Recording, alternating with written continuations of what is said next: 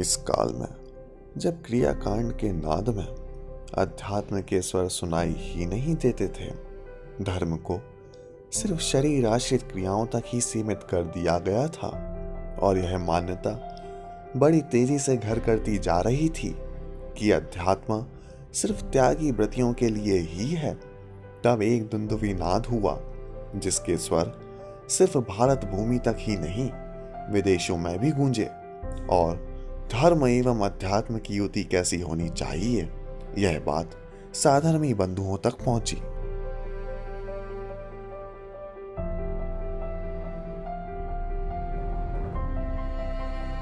बात कुछ उस समय की है जब एक ओर गांधी जी के अहिंसक विचारों का विद्रोही परिणाम दिखाई दे रहा था, वहीं दूसरी ओर हिंदू मुसलमान के दंगों की लपटों से संपूर्ण देश में हाहाकार मचा हुआ था।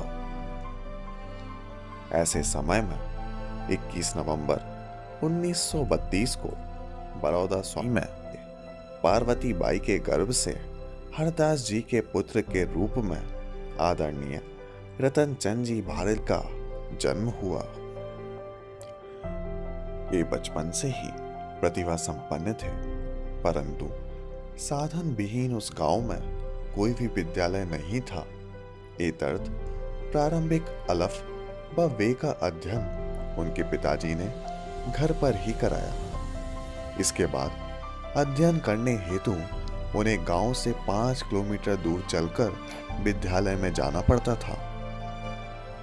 इस कथा के स्वप्न दृष्टा इनके पिताश्री थे, जिन्होंने संकल्प किया था, यदि मेरे पुत्र हुए तो मैं उन्हें भी जैन दर्शन का ऐसा ही विद्वान बनाऊंगा जैसे वे प्रवचनकार पंडित जी हैं। यह संकल्प उन्होंने एक विद्वान वक्ता को सुनकर किया था, परंतु दुख की बात है कि संसार का ऐसा ही नियोग है कि रतन को कोयले में ही उत्पन्न होना पड़ता है।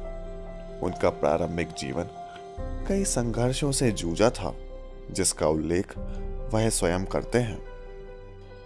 वह कहते हैं कि पिताजी ने अपने संकल्प के अनुसार अपने सुखों की तिलांजलि देकर हमारे पढ़ाने लिखाने में पूरी ताकत लगा दी, परंतु इस कारण हमारी 10-12 वर्ष से 18-20 वर्ष की उम्र तक उन्हें जिन विषम समस्याओं का सामना करना पड़ा, जिन कठिनाइयों से गुजरना पड़ा, उसकी कल्पना मात्र से रूह कांप जाती है।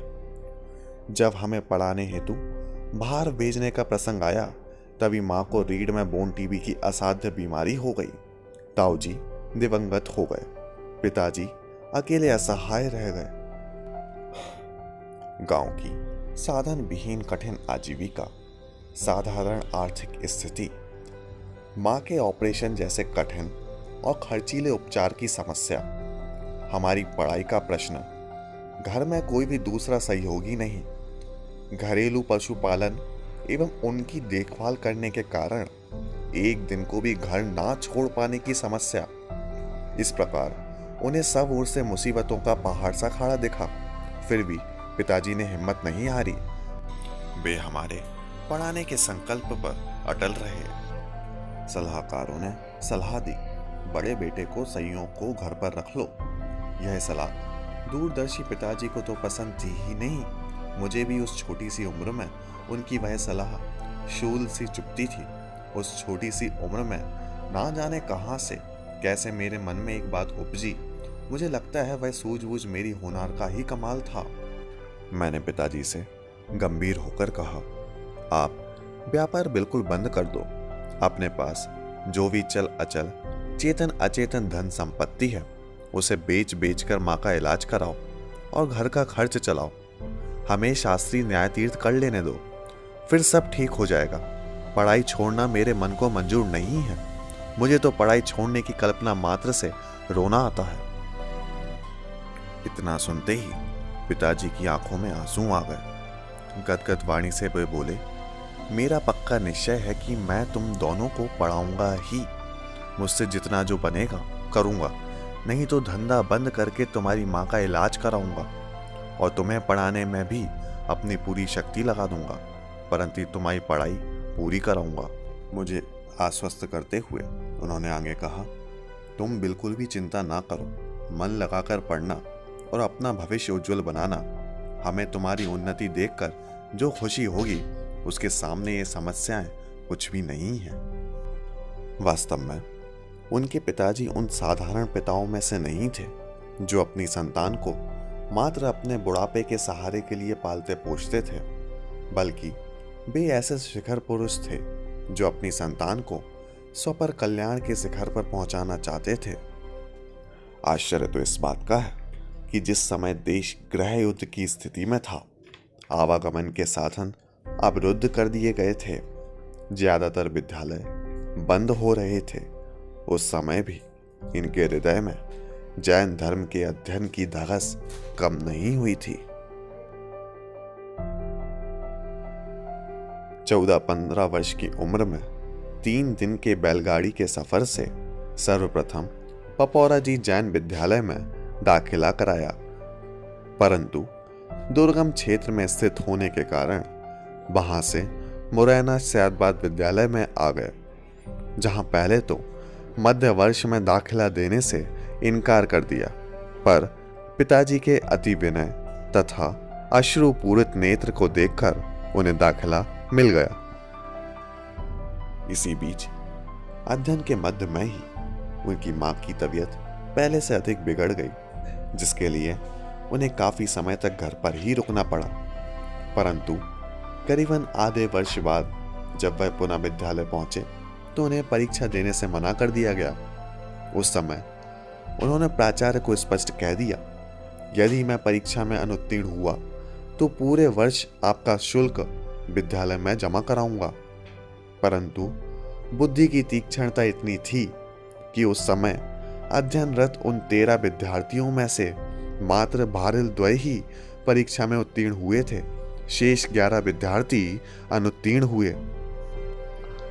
इसके पश्चात अध्ययन के दौरान ही 19 वर्ष की उम्र में उनका विवाह आदरणीय कमलाबाई से संपन्न हुआ, जिन्होंने जीवन के अंत तक उनका पूरा साथ दिया। आजीविका की तलाश में विवाह पश्चात वह सर्वप्रथम झांसी, आगरा, जयपुर, अजमेर, इस प्रकार 3 दिन के सफर के पश्चात भीलवाड़ा पहुंचे। परंतु भ्रातृ प्रेम के कारण व्यापार की इच्छा से भीलवाड़ा छोड़ बड़ौदा आ गए। यहाँ राजनीति में हाथ साफ करने का विचार किया। इसके लिए उन्होंने भ्रष्टाचारी के खिलाफ एक नाटक खेला, जिसे इतना पसंद किया गया कि जिसके फलस्वरूप छोटे दादा को सरपंच तथा बड़े दादा को अध्यक्ष बना दिया गया। परंतु साधनहीन उस गांव में व्यापार संभव ना होने से उस गांव को भी छोड़ बबीना आ गए। यहां उन्होंने एक प्रसिद्ध पान वाले से पान की दुकान खरीदी और स्टेशनरी का काम चालू किया। इसी दौरान एक बार जब वह सामान खरीदने हेतु झांसी आए हुए थे तो एक बालक ने उनसे एक प्रश्न किया।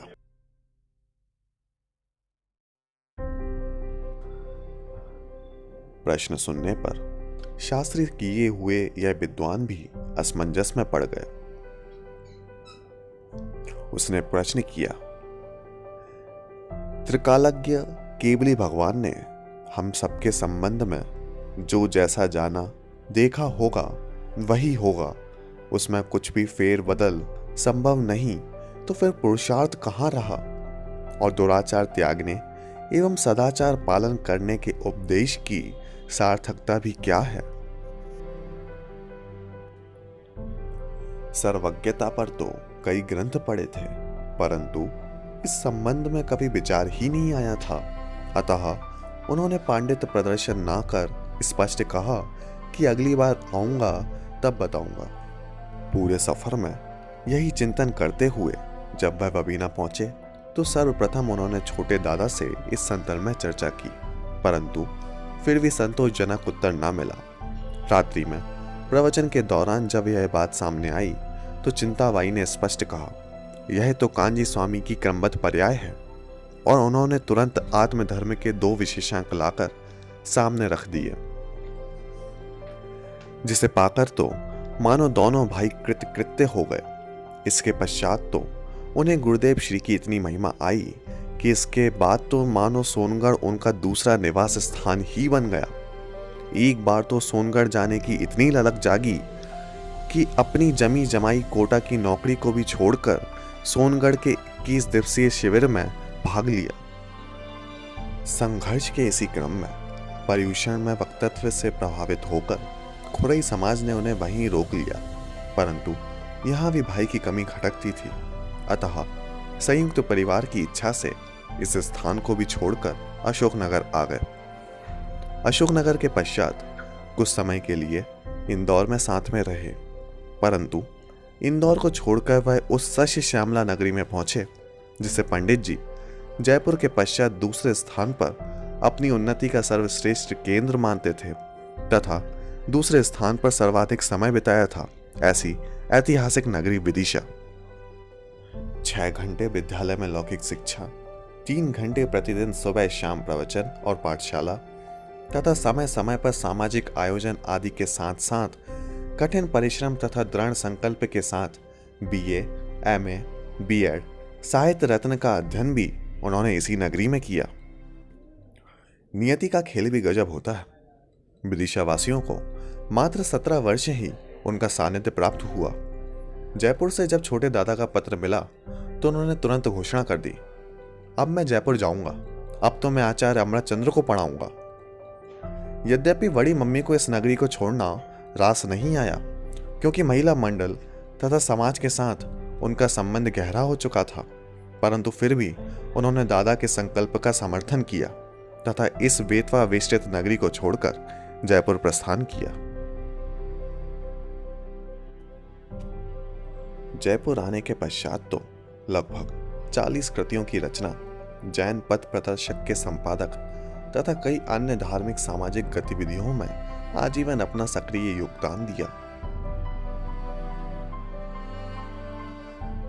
आध्यात्मिक जीवन से उत्प्रोत पंडित रतनचंद भारिल संपूर्ण जैन समाज के सम्मानीय व्यक्तित्व होने के साथ छात्रों के श्रद्धेय प्राचार्य, सफल संचालक, लोकप्रिय लेखक, कुशल संपादक, आदर्श अध्यापक एवं सरस शैली के प्रवचनकार थे।